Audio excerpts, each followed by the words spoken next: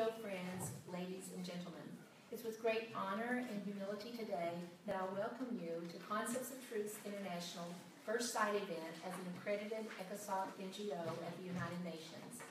My name is Millie Lace, and I'm a licensed professional counselor and the founder and director of Concepts of Truth International, a nonprofit interfaith counseling organization since 2001. Concepts of Truth provides training, mental health counseling, sexual health education, and a 24/7 international helpline for abortion recovery, having served over 20,000 clients from every state in the United States, Iraq, Germany, Canada, and other parts of the world. We promote sustainability in mental and sexual health for youth and families, providing grassroots pragmatic models for recovery and prevention. We are thrilled to participate in the 55th Commission for Social Development with the priority theme, Strategies for Eradicating Poverty to Achieve Sustainable Development for All. I saw a picture this week out in the visitors lobby, and maybe you all saw it too, and it really was very heart-wrenching for me. The lady had been sold as a sex slave. Her quote was, "When they heard an airplane, they would send me out. They thought if the pilots saw me, they wouldn't bomb them. I hope they would." When I read those words, I thought, this is why we're here. We're here to serve. These are the voiceless, the vulnerable, not only those in material poverty, but those who are dying emotionally from trauma, sexual violence, human trafficking, and lack of education. These are the ones who need us. These are the ones who need this commission to speak for them. As Mother Teresa once said, we have been created for greater things, to love and to be loved. Today you will hear from our expert panelists on the subject, eradicating poverty through education, increasing wealth through sexual health. Each one will be introduced before their sections by our moderator, Sammy Martinez. Samantha is a 12th grade student who loves to bake, anything music related, and helping others in whatever way she can. She is part of the choir and banquet committee of the North Jersey Homeschooler Association. Thank you, Samantha, for being our moderator today. Good afternoon, I'm Samantha Martinez. Today our panel will explore the benefits of education in reducing poverty and increasing wealth through sexual health. A digital copy of our sexual health resource will be provided to all participants and recommendations to member states. Our first panelist is Constance Hine, an 11th grade student and one of our youth representatives from NJ. Constance has participated in the UN Youth Forum and was a panelist at our first parallel event at CSW 60. She has also attended the UN Wikipedia Youth event and was a major contributor to our approved written statement for CSocD 55.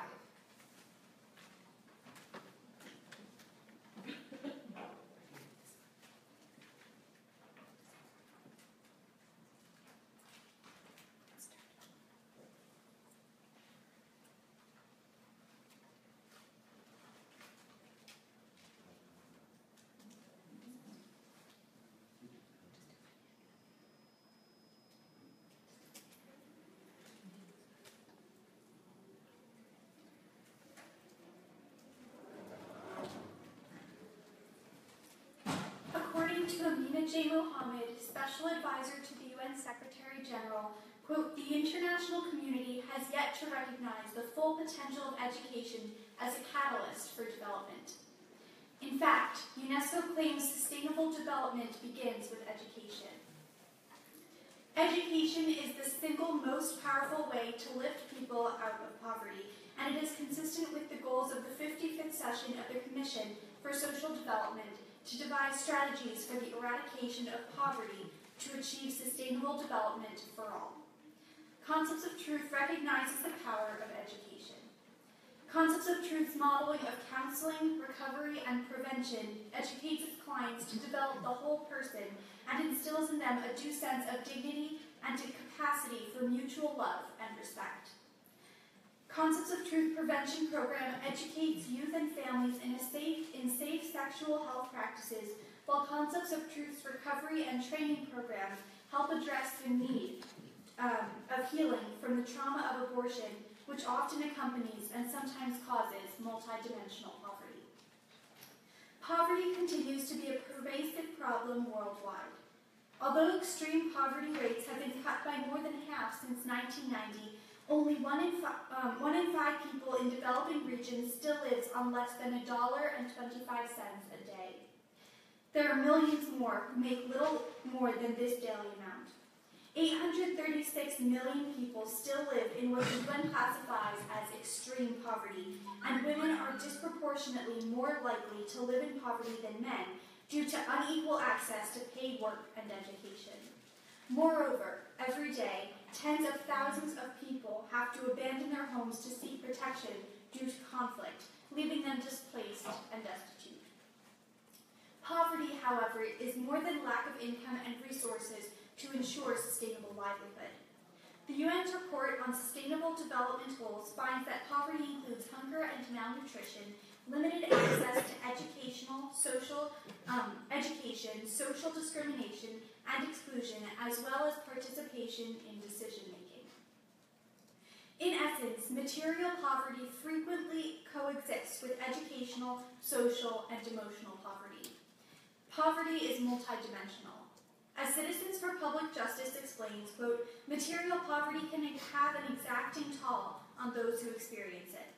In addition to the increased risk of illness and exclusion, it can lead to emotional poverty, that is, vulnerability, isolation, and intense emotional suffering.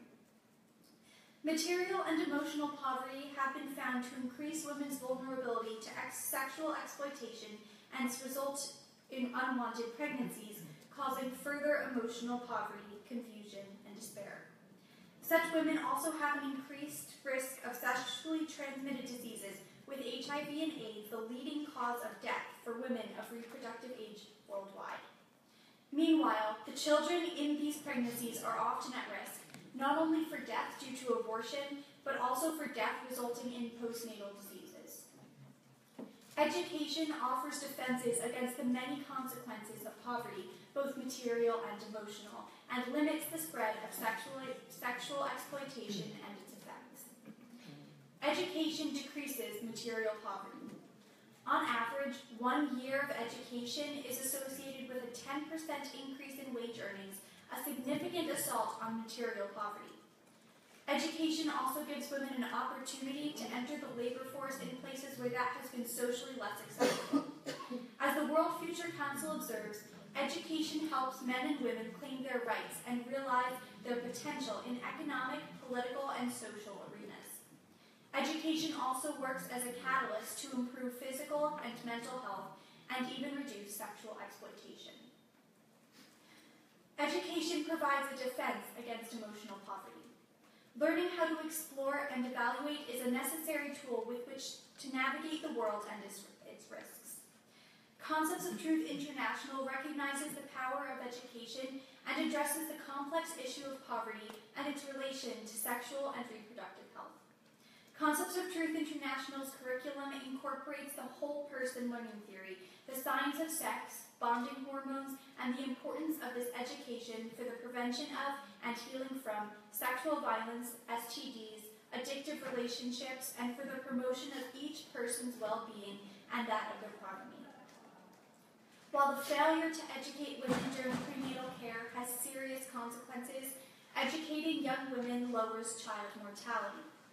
According to UNESCO, maternal education accounts for half of all lives saved through child mortality rates, and if all women in low and lower middle income countries completed secondary education, the under 5 mortality rate would fall by another 49%, an annual saving of 3 million lives. UNESCO refers to the dramatic decline in preventable child death down to 6.5 million cases as one of the significant achievements in human history. Concepts of Truth applaud these advances and stands unequivocally for the protection of human life of all ages. Yet much progress remains. Since 1990, there have been 1.4 billion abortions globally, with about 46 million of those abortions in the U.S. alone. For the many who have had abortions, they would claim they were never educated in the prenatal development. The book, Complications, Abortion's Impact on Women, by the D. Weber Institute for Bioethics and Social Research, is a compilation of scientific studies academia, and reviews that is a credible, evidence-based resource to inform medicine, psychology, and the law of psychological and emotional effects of abortion.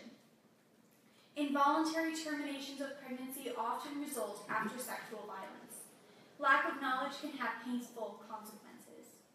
Thus, Concepts of Truth International seeks to educate youth and families with necessary information to make pro-informed choices.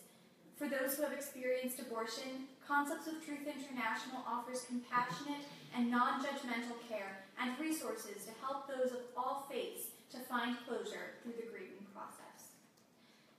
Educating men and women of all ages about health and sexuality also reduces the risk of HIV infection and other sexually transmitted diseases. Thus, new HIV infections declined globally by about 40% between 2000 and 2013, as those with more education tended to take more precautions. But progress has been uneven as promiscuous sexual behavior and insufficient knowledge about HIV remain at high levels, especially in sub-Saharan Africa. Concepts of Truth International has been involved in teaching concepts of sexual health, Sex and You project in area public schools in the Arkansas Delta since 2009. The Delta has some of the most poverty-stricken areas of our state. According to Wikipedia, the Arkansas Delta has some of the lowest population densities in the American South, sometimes fewer than one person per square mile. Urbanization and the shift to mechanization of farm technology during the past 60 years has sharply reduced jobs in the Delta. People have followed jobs out of the region, leading to a declining tax base. This hampers efforts to support education, infrastructure development, community health, and other vital aspects of growth. The region's remaining people suffer from unemployment, extreme poverty, and illiteracy. According to the Arkansas 2013 State Health Profile, Arkansas ranked 9th for syphilis, 7th for chlamydia, and 7th for gonorrheal infections in the United States. By 2015, Arkansas ranked 10th for syphilis, 8th for chlamydia, and 11th for gonorrheal infections, a substantial improvement in the past 3 years. One school district in the Delta region had such a significant drop in teen pregnancies that other schools in the surrounding towns took notice and inquired as to the cause of the progress. The school reported that they believed the results of the lower teen pregnancy rate was a direct result of Concepts of Truth International's sexual health education program that had been taught in the school district for the last 6 years. Concepts of Truth uses medical facts and research to transmit the truth about core values, self-worth, human dignity and human rights, love and responsibility, and the science of sex to curtail the spread of HIV, AIDS, and STIs, and to empower youth and families to make informed choices for themselves and the heritage passed on to future generations. Thank you.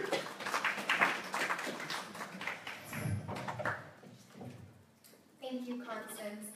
Education is key, and without it, we will be emotionally impoverished, as you will hear from our next panelist, Barbara Wilson, M.A., who is a doctoral student in clinical psychology, the author of books The Invisible Bond and Kiss Me Again, and travels as a public speaker. Barbara and her husband live in California and is a mother of 4 children, 2 daughter-in-laws, and 7 grandchildren. Thanks, Sam. Good afternoon. It's the 7 grandchildren I'm really proud of. Okay, so in addition to protecting our bodies from sexually transmitted infections, sexual health is also about protecting our brains. So we're going to talk. No, okay. It's not turned on. There we go. Okay. So here's your brain, and it's very important to understand just that your brain actually is your biggest sex organ. Everything that happens sexually, physiologically, happens in the brain. And so your brain, as an organ, produces and releases like chemicals and hormones that just basically help us in every area of our lives. 2 of the chemicals we're going to talk about this afternoon are endorphins and enkephalins. Now these chemicals, when we release these chemicals, give us a sense of well-being. We feel good. And it actually creates a reward trigger. We want to do that activity over and over again. And so these are some of the pathways that we can release these chemicals that makes us feel good. The awesome thing is if we have like a balance of these activities in our life, that's when we have, you know, kind of a successful, balanced life. But when we start taking one of these pathways and using that as our primary way to experience that sense of well-being, that's where addictions happen. So with the sexual release pathway, something happens with that pathway that doesn't happen with the other pathways, and that's a component of arousal. Now, arousal, do you want to say arousal with me? Okay, that's okay. Arousal is your body's preparation to have sex, all right? So science has begun to discover that our brains can be trained to be aroused by certain things or not be aroused by certain things. And this is called classical conditioning that was proven by the scientist Pavlov, who's long dead, but his classical conditioning lives on. Many of you already know about Pavlov. What he would do was he would train dogs, and he would ring a bell and then fed them food, and then they would salivate. And of course, what happened was the bell became a trigger to the dog's brain that food was coming, and after a short amount of time of doing this over and over again, he would just need to ring the bell and the dog would salivate. So the dog's brain had conditioned to the bell. As soon as he heard the bell, they knew that food was coming. Well, the same thing happens with sexual arousal and release. So you can see this question mark here. Whatever it is that we're focusing on during sexual arousal and release can become that trigger for us. It can become like the bell for us. So let's say in a relationship and you're just having sex with the same person, you're in a monogamous relationship, you're having sex over and over with that person. The awesome thing is they're the only one that, if you're the only one you've had sex with, they're the only one that's going to be that kind of that trigger for you, and they're the ones that are going to create the highest amount of arousal, as well as that association with intimacy and sexual pleasure. The damage comes when we use something else as that object of arousal, because then we can train our brains to be aroused by that. So let's say in the example of pornography. So let's say we're using pornography as a way to experience sexual arousal and release, and we do that over and over again. We're now training our brain to be aroused by pornography, a picture, whether on the internet or in a book. For women, it can be just erotic novels. And so what happens is over time, if we're using that same method, then when we are actually having, sex with a live person, we can carry on the business of having sex, but we may not experience the same level of chemical release as we did with the pornography. So what happens often then is that people either have to, especially in the same relationship, people will often bring the pornography into the relationship, or they'll need to move on to a new partner, and so it creates this kind of tolerance in the brain because of training their brain to that pornography. I don't have time to go on and tell you all the stories. I can just tell you this, that I do a talk also on the link between pornography and sex trafficking, and research shows that pornography increases infidelity in a marriage by 300%.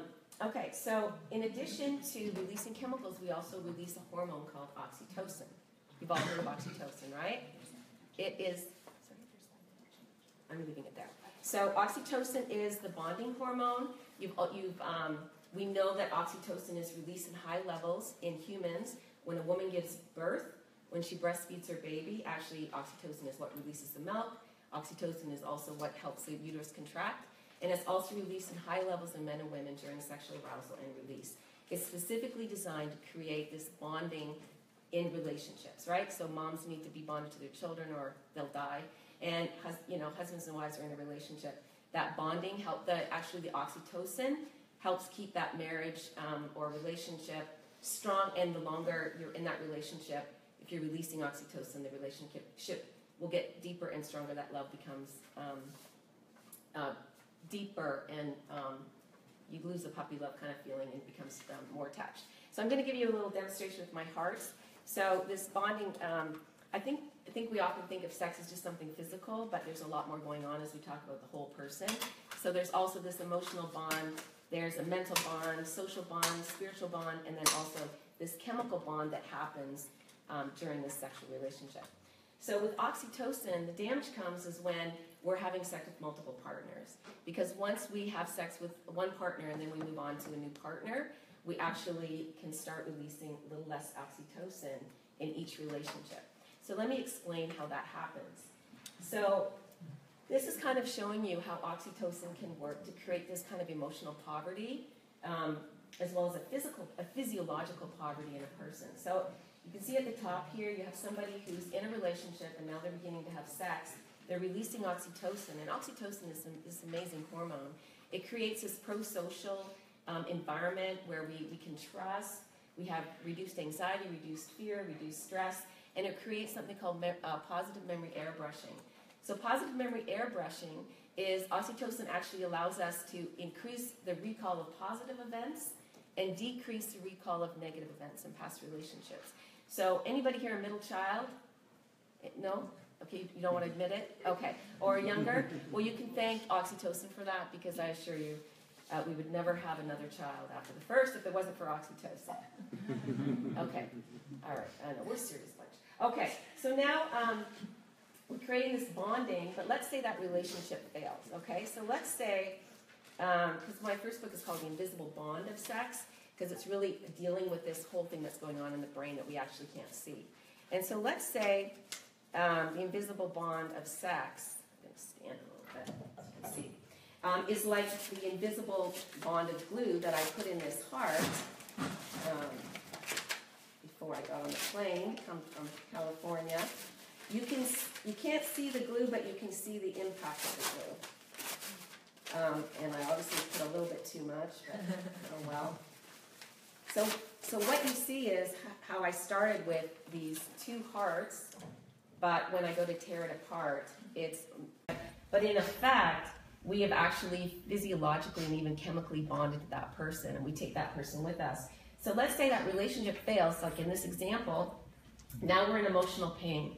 All right, especially if we were close to that relationship, we wanted that relationship, we might feel betrayed or whatever. There's a lot of emotions, anger, and all of those things can start to reduce our ability to release oxytocin. And the reason is, when we're in emotional pain, just like in physical pain, we start to release endorphins, which is our natural pain reliever. Once we start releasing endorphins longer than 72 hours, it starts becoming chronic, and it starts to impact the release and production of oxytocin.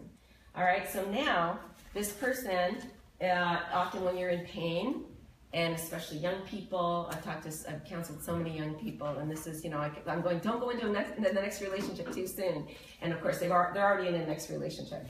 And of course, they're already having sex even sooner in the next relationship. But now they're not releasing as much oxytocin, right? Because they're in emotional pain, so they're not producing and releasing oxytocin. So now they're going to have less trust, more fear, more anxiety, and more stress in that next relationship. And so now it's going to create less bonding, which is going to create this cycle of broken relationships.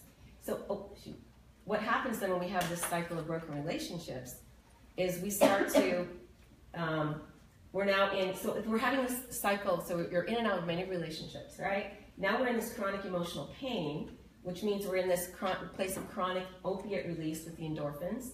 And two things happen then. It starts to inhibit the production and release of oxytocin, almost to the point where people in this place can't bond now. So they have complete social fear, anxiety in any kind of relationships. They start acting in antisocial ways.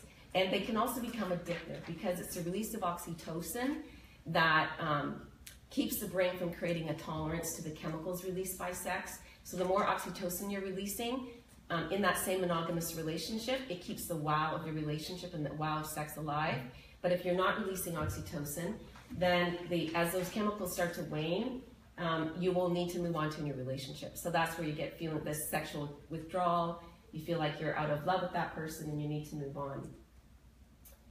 And so the impact of this emotional poverty on not only individuals but families and generations, and then we're talking about whole nations, is really interesting, because this is a recent study done in 2013. So we're all born with a certain amount of oxytocin, and it's all different for all of us, right? But then there are certain things that can impact that release of oxytocin, but not only that, can impact how the oxytocin is associated in social settings. So let's say in your life, there are a variety of different things that can impact how that oxytocin is released, whether it's gender, childhood trauma, attachment style, psychiatric disorders, so sexual trauma, as well as even repeated relationships where you're having like broken relationships can create some sort of sense of trauma, but it can also start to impact how you associate relationships socially and how that oxytocin is being released. Not only are you having less oxytocin released, but the oxytocin that you are releasing, especially if you've had damaged relationships, can be associated with in a negative context socially. So if you've had enough damaged relationships, when you're releasing oxytocin, and even though it's not as much, you're going to become more defensive in your relationships and in your behaviors. You're going to be becoming more antisocial in a social setting. And of course, we know that having antisocial behaviors, defensive behaviors, doesn't really lead to emotional health and even financial health. But in the contrast, if we've had positive relationships, that then oxytocin is being released, and we associate that with pro-social cognitions and behavior that facilitate bonding, which lead to adaptive responses. What's interesting about subjective well-being, this was the subject of my dissertation for my doctorate. Subjective well-being is one of the most important things that we need for health, physically, emotionally. And what's interesting about subjective well-being, remember I talked about those chemicals at the beginning where when we release those, that gives us a sense of well-being. The interesting thing about subjective well-being is it has been correlated with lower levels of stress, positive health outcomes, behaviors that parallel success, and has been shown to even predict mental and physical health and longevity. In addition, subjective well-being has been correlated with lowered healthcare costs and increased social capital. So social capital is national levels of trust and respect, as well as increased success in the workplace and lower crime rates. So that's really important in terms of just social development and just national social health. And it's interesting to think that that could all relate back to how we act out sexually and how that could impact social capital. So now some of you, I don't know, I can't read your mind, but some of you may be feeling a little oxytocin deprived, I'm not sure. But I just want you to know that there is definitely hope for healing, and this is part of what my expertise is and what my work is in trauma recovery, but also helping people heal from past relationships, is taking time to heal. And I know many of you have heard the line, time heals all wounds. Well, actually that's not true. Time just gets us really good at stuffing the wounds down or medicating them or kind of avoiding them. But it's actually bringing the wounds out and dealing with them, grieving the losses, confronting the distorted lies that we have believed, and also, just kind of working through breaking past bonds that we've experienced, whether they've been, whether it could be a positive bond or even a negative bond that has impacted us. So the awesome and cool thing is that healing does something in the brain. When we experience healing, what happens is we're no longer in emotional pain. So for the last 12 years, I have led women mainly through healing from their past. And over 1,000 women probably in the last 12 years. And I see this happening all the time, that as they take time to heal and they're no longer in emotional pain, they stop releasing endorphins chronically. And now once they stop releasing endorphins chronically, they are actually able to start producing and releasing oxytocin again. So no longer do they see sex in a negative light or see relationships in a negative light, but they're actually able to give and receive love in a healthy, positive way and have more adaptive relationships in their life. And so that is the importance of understanding how the brain and sex impacts us in our sexual health. Thank you very much.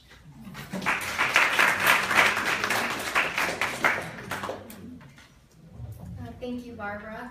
Next, we will hear from Maggie Keeler, who will give an overview of a useful pragmatic prevention model. Maggie is the Director of School Sexual Health Programming and Director Protege for Concepts of Truth. She and her husband live in Arkansas and have a 2-year-old son, Asher, who keeps them very busy. This section will combine lecture with interactive activities. Let's listen in on a conversation between a teacher and a student.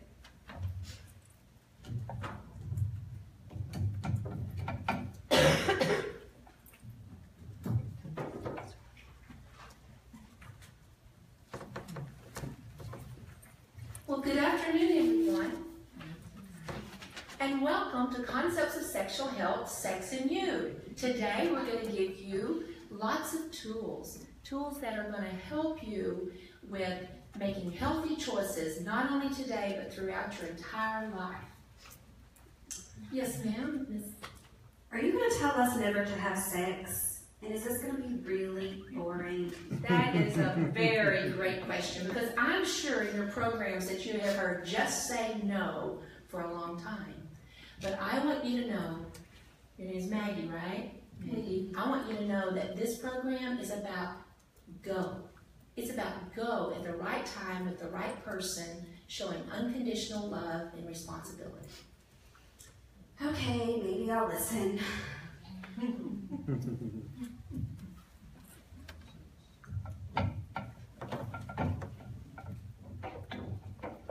Good afternoon. I'm Maggie Peeler, and I want to share a brief overview of Concepts of Sexual Health, Sex and You, which is a 6 90-minute lesson curriculum model written by our staff at Concepts of Truth, based on the whole person learning theory and the dignity of the human person. When people are educated to understand the development and unique dignity of a human person, the intrinsic value of life, and the gift of fertility, the more they will be empowered in relationships to make healthy reproductive choices and rise out of poverty when those choices are not forced or coerced. My presentation aligns with the 2030 SDGs number 1 and 3. So what is sexual health? The World Health Organization says that sexual health is not merely the absence of disease, dysfunction, or infirmity. Sexual health, it requires a positive and respectful approach to sexuality and sexual relationships, as well as the possibility of having pleasurable and safe sexual experiences, free of coercion, discrimination, and violence. Research shows that contraceptives do not always provide protection against STDs, so sexual health education must appeal to dispositions of the mind, heart, will, and conscience of the learner. According to the research you heard from Constance Time, sexually transmitted diseases are on the rise, and with the fact that one's sexuality is interconnected and integrated throughout the whole person, our pragmatic model emphasizes that one cannot have a safe sexual experience except for in the bonds of one monogamous partner expressing unconditional love. Sex is not an isolated act. It is not about doing, but it is about being, male or female. Sex is you, the whole person. Our sexuality is interconnected and integrated throughout our whole person and affects us intellectually, morally, physically, socially, and emotionally. Therefore, when someone is not educated in this concept, they're at risk for emotional poverty. Sex is more than a bodily function, and it's not just a commodity to buy or sell. So an effective, shorter definition that we use is sexual health is living out one's sexuality in true freedom with integrity, purity, and unconditional love. It is making healthy choices in relationships, love, and responsibility that will affect the whole person, present and future, and the heritage passed on to future generations. Dr. Annalee McGraw, author of Teaching the Whole Person About Love, Sex, and Marriage, Educating for Character in the Common World of Our Homes, Schools, and Communities, explains the philosophical and psychological concepts of the whole person approach to learning. She says, as whole persons, men and women possess a sexuality that is integrated in body, mind, heart, will, and conscience. The sexual domain is permeated by the intellectual, moral, emotional, and physical and social domains. Although our model is not a one-size-fits-all depending on culture and one's opportunity for this education, we want to make sure that no one is left behind. One can have the hope of making educated reproductive choices, live in sexual health as a whole person, and know a relationship based on unconditional, committed, married love. Dr. McGraw lists 3 areas of integrity, identity, and intimacy that can be achieved by all persons, regardless of their socioeconomic status, through their natural human capacities of reason, desire for the good, voluntary will, and moral sense.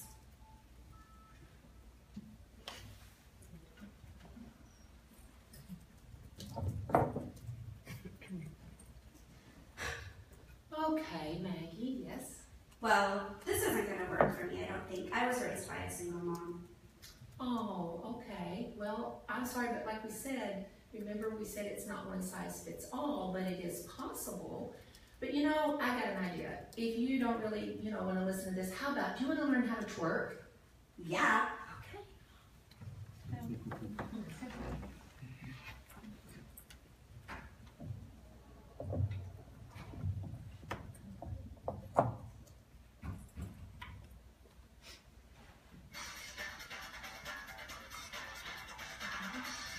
Do you have sound?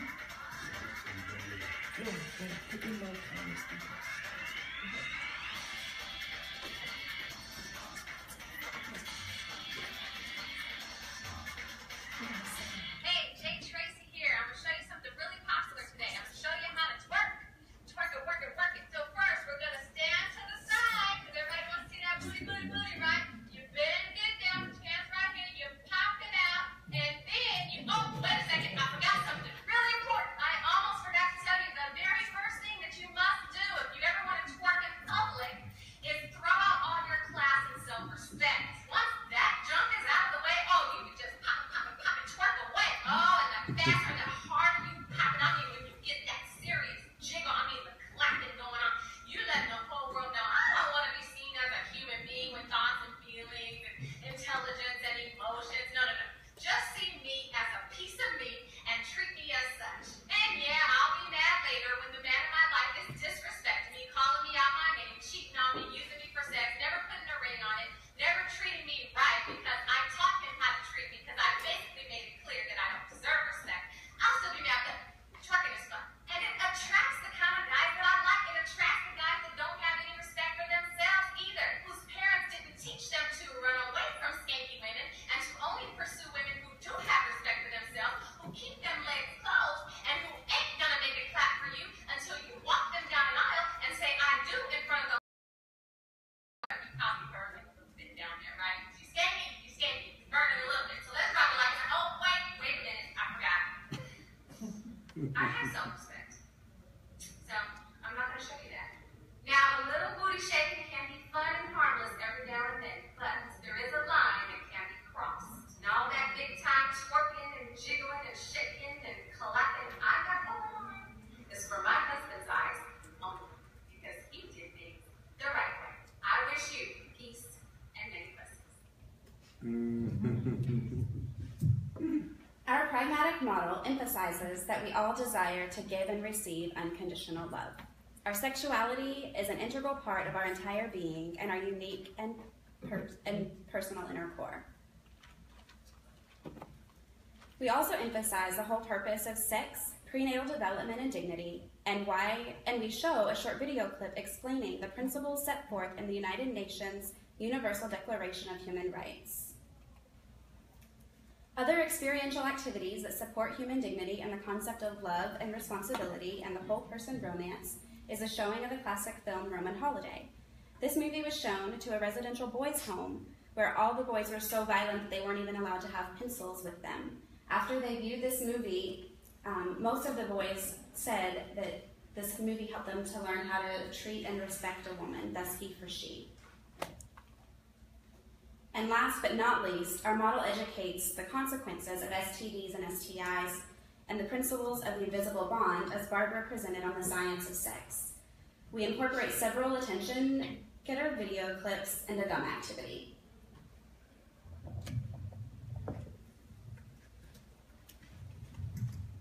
Okay. I think several wanted to participate in our activity today. Did I have some volunteers that you came in and you got some gum? Oh, I had a few. So, did you save your wrapper? Oh, good. Someone over here. Okay. Well, I'm sorry. You got all the sugar out? You're okay? Have you chewed it? Yes. Okay, good. May I just take it up? Sorry, I have to throw it away. I just put it in your wrapper. Thank you. Just put it in here. Okay. Anyone else? Who else participated? Okay. May I have your down, please? Thank you. Okay. Anyone else who was participating? Oh, okay. Thank you. I'll get a few more pieces here. Sorry. I need to collect these. Right here. Would you put it in your wrapper? Thank you. Okay, thank you. Anyone else have some? Oh, way back there. Oh, okay. Excuse me, did you have some? Yeah, I don't want to give it away. No, I just made it. It's okay. You got all the sugar out, right? Yeah, but I liked it and wanted it. Well, I need to find a place to throw it away. And let's see here. Well, oh, wait a minute. You really do want it, though? You need one? Yeah, it was good. I wanted it. I liked it. And it's helping you to pay attention, right? Yes, it's keeping. Oh, okay. Here, you can have it back. I don't want that. You said you wanted your gum back. Not out of there. Why not? I don't know which one is mine. That's gross. Are you That's sure? other people's germs. Are you sure it's not that second one? No. You don't want it back? No, thank you. Because? You don't want it back? No. No, because it's already got saliva and stuff on it and germs? Yeah. But you don't want that? No. No. Well, what do you think about like sharing bodily fluids from someone that you don't know how many sexual partners they've had? I've never thought of it that way.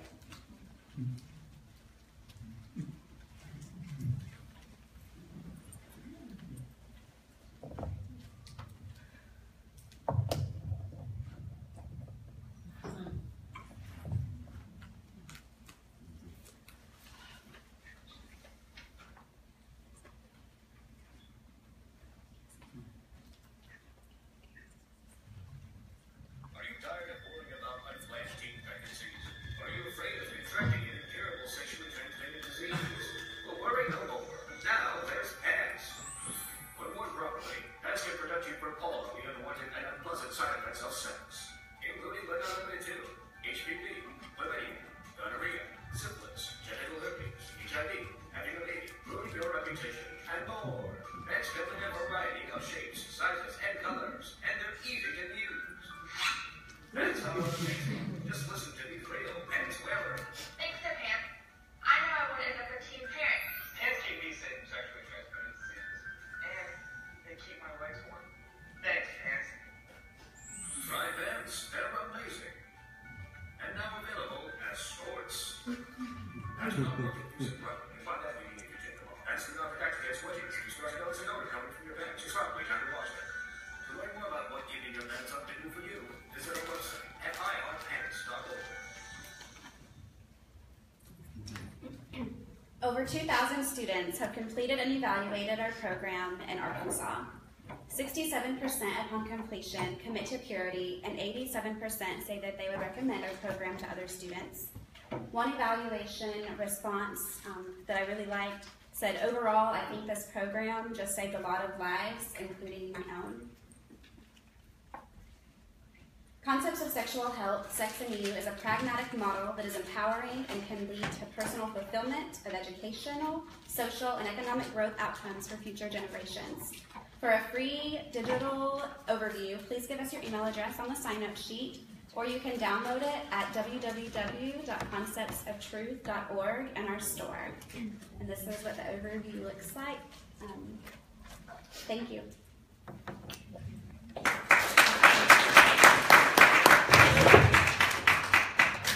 Thank you so much, Maggie. It is so great to hear that 67% of students who complete this program commit to purity. And it is never too late to apply these truths and standard commitment to one's own life, as you will hear from our last presenter, Hector Ferrer. Hector lives in NJ. He is a single father of 2 children and a federal prison chaplain. Good afternoon. My name is Hector Ferrer, and I would like to take this opportunity to thank the UN Commission on Social Development and Concepts of Truth, International NGO, for the honor of sharing my personal testimony with you today. Fundamental life principles that I live by are as follows. As we grow and gain knowledge, we mature in our reasoning. Our childish thinking is left behind. It is my pleasure and with great humility that I take you through my life's journey as a proud Hispanic, single father of 2 children. who has chosen to live a successful life of abstinence. I would be remiss if I did not highlight the fundamental fact that my faith and identity as a Christian has been both my guiding and governing source of inspiration. Like many men, particularly within the Hispanic culture, I adopted an erroneous social and cultural norms which define manhood based upon a man's level of promiscuity. As a result of adopting this empty lifestyle, I had 2 children, both out of wedlock, my son David and my daughter Jacqueline, from 2 different mothers, and I have never been married. As a single father, raising my son David, who was born with a genetic disorder, Dubowitz syndrome, which classifies him as incapacitated and will require a lifetime of personal care. I affectionately call him King David. Nevertheless, King David's miraculous birth was the catalyst to my rebirth. Although a grown man, I was plagued with childish tendencies marked as machismo. Consequently, I talked like a child. I thought like a child. And I reasoned like a child until King David's birth, which morphed me into truly becoming a man putting his childish, self-seeking, self-centered, self-glorifying, and self-absorbed ways behind me. Today, as a result of my rebirth, I am honored to serve as a federal chaplain and to celebrate 16 years of celibacy. My daughter Jacqueline, also inspired by King David, recently received her master's degree in occupational therapy. King David's recently completed a purity pledge and proudly wears his purity ring, similar to the one that I am wearing today. He is training for the Equestrian Special Olympics and is a faithful worshiper in our church. Furthermore, as for the future, I will continue to dedicate my life to my children in advocating for those that are voiceless, that are defenseless, and are innocent on a global level, no matter the root of the multidimensional poverty, whether material, emotional, sexual, or educational. As a result of my faith and life experiences, I am committed to championing men, young and old, across the globe, to empower their children, both male and female, for change, to influence this generation to understand that all human life is valuable, and to speak for those who can't speak for themselves. This is he for she concept is an exponential multiplication to further generations. And here, my son and I are both wearing our purity rings, as this is to go from generation to generation. I thank you for your valued time and your valued attention.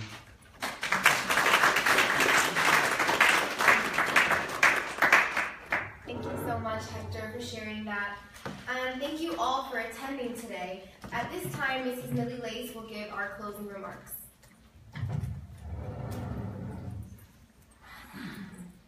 Yes, thank you all for attending. We are so pleased that all of you just blessed us with your presence today. I just love meeting with people here at the UN. I've been here for over 10 years as a volunteer for another NGO, but it's an honor to have our own status, and I'm just thrilled to always meet people who love the world. They love people, and that's what you find here at the UN in this global community, and it just thrills my heart.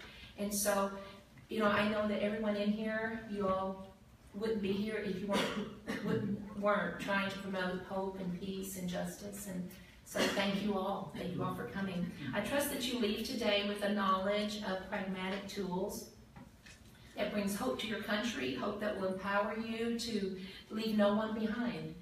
And use this method to bring change to reduce emotional poverty, sexual exploitation, and sexually transmitted diseases, and hope that's going to reach future generations, as we've all talked about it. Because our choices today are for sure going to affect our children tomorrow.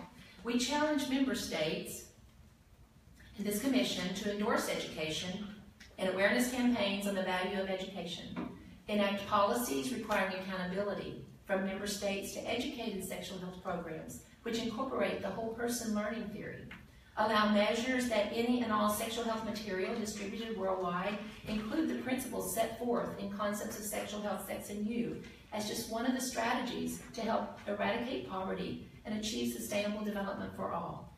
I believe if the Commission for Social Development and the member states implement these recommendations, we all believe that the citizens who choose to participate will be empowered to increase their wealth through sexual health. This strategy that we've presented today is very pragmatic. It's an effective and low cost with high return of sexual health and empowerment, leaving no one behind. We really appreciate your feedback as you will give us your evaluations before you leave the door. Please like us on Facebook and pick up our written statement that we have at the back. And then also sign up for our digital copy that Maggie mentioned for our curriculum overview on the back table. But we want to give just a few minutes. We're doing, I think, we've got maybe 5. We started a little bit late, but 5 minutes or so if you have any questions or comments to our panel. Yes, ma'am? We need to pass the mic. Hi, you can hear me. My name is Sophie Schwarer. I'm with Institute for Global Change. I'm very much impressed, first of all, by the name of your organization at a time when we're seeking for truth.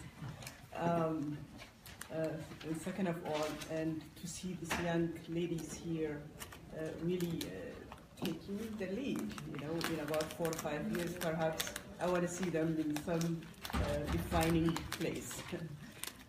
Wonderful, focusing on education. Education is everything, either for poverty or to get rid of any of human problems, material or immaterial. And I can't thank you enough, Dr. Wilson, on your presentation on the capacity of the brain and the oxytocin. Yeah. Perhaps, you know, I'm very much touched today. There was a poverty discussion by Doha from Qatar yesterday. So one of the major reasons for having poverty throughout the world untamed is due to lack of family, solid family background. Or, you know, he actually changed my mind in terms of single parenting. He is the epitome of single parenthood, Mr. Rodriguez. I'm sorry, Mr. Ferrer. But it's a major issue, the broken marriage everywhere, single mothers. I am originally from Ethiopia. I think many Africans know the tradition where women belong, and where women's statue is at the moment perhaps we're heading the right way, but still there is a huge issue. For instance, human trafficking, as the State Department 2014 report submits that there is an age of 8 years old are exposed to prostitution in Ethiopia, being a human trafficking transit for countries coming from South Africa, coming from in East African area, heading to the Middle East. That's the starting point mainly. So we need to alleviate. We need to actually stress up on the values of marriage. And one thing I would like to suggest is Dr. Wilson to produce some materials that could be really taught all over. This is the essence of, I think, everything. To have a good family background, I think, would help us, not only family, just for our own health, social status, as you say. Yes, So, actually, research shows that married couples have higher financial wealth, higher physical and emotional health. Yeah, so I mean, there's a huge benefit of the family and also for the children that are raised in an intact family. Thank you very much. And I want to ask one question. How do you get rid of poverty, even focused here in the United States, in terms of the existing policies, the existing governance? How do you plan to engage policymakers? Because you can do that with the community, but with the policymakers, that I would like to know. Thank you. For that question, for the answer to that question, I mean, it always starts at home, right? And so you start in the communities, and you start at your state level in the legislature, and you talk and you find out who writes the bills, who does this. That's not our focus, but we have been very involved in. Right now, we're trying to, and I just want to say that yes, Barbara has her written books, and they're asking for more material produced. But I want to say that the overview that we're going to give you all, it incorporates our activities, everything, the principles, the foundations of what Barbara said. She inspired me years ago, and we wrote this curriculum. So all those principles that she explained is in our school curriculum. I want to say that, but right now we have a goal to ask our state Department of Education to make, and again, this is not a panacea for every problem. It's not one size fits all. We don't claim that. We just know it's working in our area, in our state. So now we're ready to ask our educators, our legislators, to actually put our curriculum on a statewide, they're called they have textbooks, right? But then they also have these alternatives. It's called supplemental text for each classroom. And a challenge is to have enough funding to actually produce those for all the school districts, or will the state pay that? So, you always have that issue, but we are in the process now of actually trying to present that to our state legislators. And so, yes, that's where you start. It's very hard, and I feel like that every NGO needs, these different departments and different legs, because we're very much grassroots on the ground doing the mission, but yet you need that policy, you need all these different departments in your organization or what you stand for. So just know our heart is there. We're here to serve. We do want to try to train, whether it's via Skype or what we can do. If you tell us today, or you say, contact this person, or I have this person contact you, we've got an international trainer, and that is exactly what she's trying to do. We can't go to Ethiopia right now on our budget, and all these, and maybe you can't pay us to come there. But I'm saying we need to, I believe, facilitate when we're all together more of these trainings, more than an hour. Take a day. I've been asking some of the member states and the missions, we're new here, but man, they're coming from all over the world. Let's put something in their hands. Let's put something in their hands. Like I said, I've come for several years, and I'll say one more thing. I want to say about my husband, Dale, sitting down here. I've been married 43 years to him, but he's come to the UN a few times, and the first time he came, he heard some of the sessions, and he knew the resources we had. And he says, why are we not putting something in their hand? That's our heart. Thank you. So, in response to these statistics, is it not because a lot of policies tend to favor married couples anyways? Is there no way to actually also empower these women who have been stereotyped and it's like essentially too late to do anything about that, and instead kind of find ways to strengthen or improve the way they're viewed by society? Because this, maybe perhaps unfairly from my perspective, sounds very one-sided and almost as if to say it's too late for these women, and I want to understand, better understand the perspective of this organization in that sense.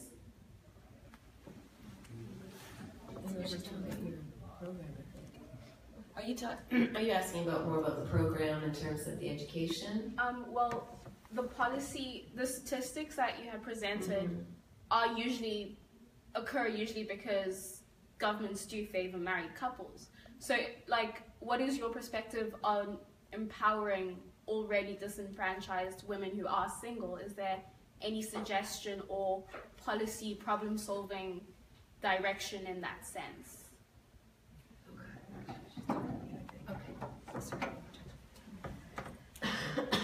I think that I anticipated this question coming up because, again, we're for whether you're choosing to raise your children as a single parent, whether you're choosing to live a life with, not being married. But our point is that the way to have sexual health is to have one monogamous partner. And so that's the education that we would provide. And absolutely, it's not about, whether you're a family unit, although we believe that the research says that family units strengthen society. But if you choose not to do that, you choose not to marry or not to have a family, or you choose to raise your child as a single parent, that's your choice.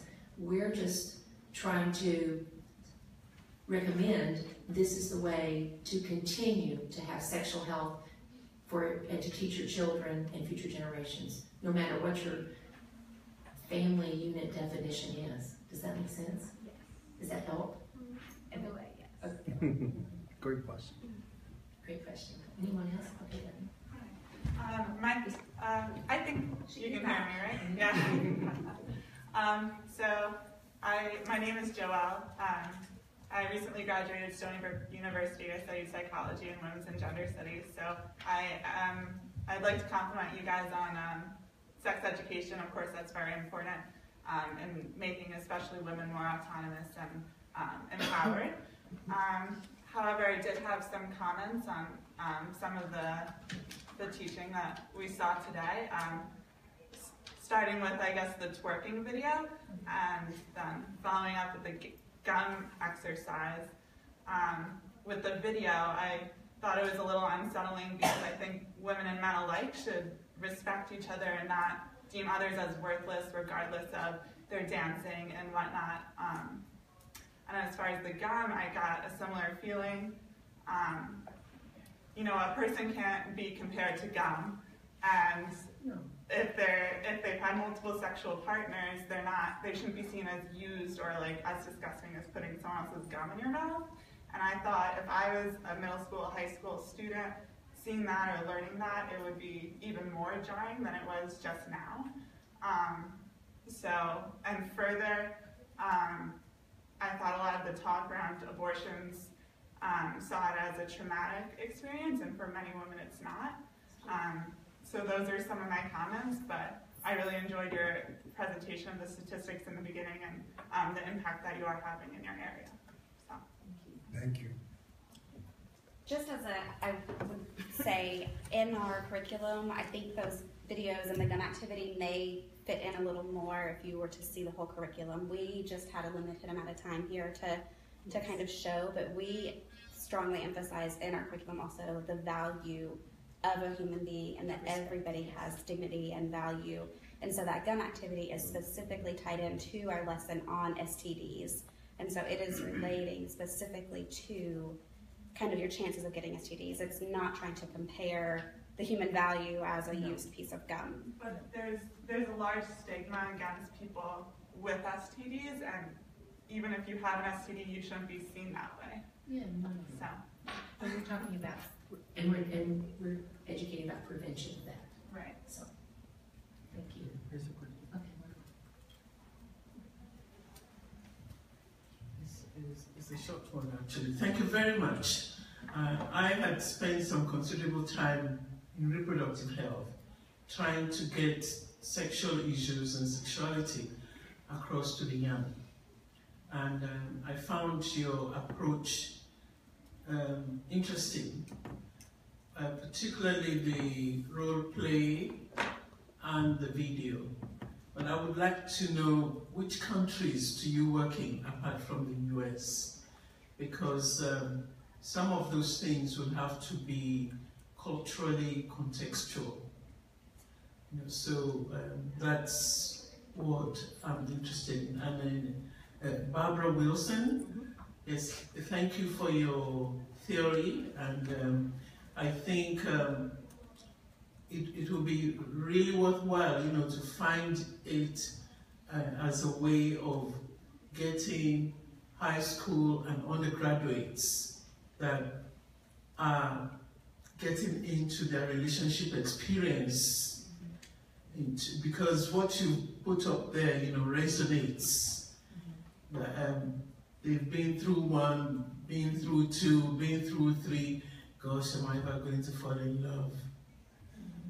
You know, so thank you very much for that. I would appreciate if I can have a copy of what it is. But which countries do you work in? Like I said, right now, we have only done this program in the US, but what we are here for is to educate, and my theory would be that when someone from another country is very interested in this, that they would train, and then they would be replicating it in their cultural, you know, glasses in view, because we're not there, and you know your community and you know your school. Absolutely. That's why we say it's not one size fits all. It does depend on culture. It does depend on policy. It does depend. But I just want to say too, the little heart activity that Barbara did, we actually have that in our lesson 1. We have activities in every lesson. We actually do one also on the bonding hormones and go into detail on the oxytocin and vasopressin in our lessons because of Barbara's inspiration to us. And we actually do like a duct tape activity, and you know, just lots of things to really, and the students get it. It's what's so interesting. And like this lady said over here from Ethiopia, you know, searching for truth. And again, you know, what is that truth? Is this based on medical facts? But it's like these students, they thank us after the first lesson many times. I mean, we can be in an impoverished, you know, community, like I said, in the Delta. And once they get it, and many of them at first are rolling their eyes, you know, like Maggie was portraying, but they're thanking us when they walk out the door in the first lesson. We have 6 lessons, and they're saying thank you. And the first lesson really lays down all these principles and the foundations of it. And then when we really get into all the activities and everything, they just hang on with us. 6 90-minute lessons. And the evaluations are amazing. And so I welcome any suggestions, or to work with you and how to make it more culturally appropriate for your area, your country. That's why we're here.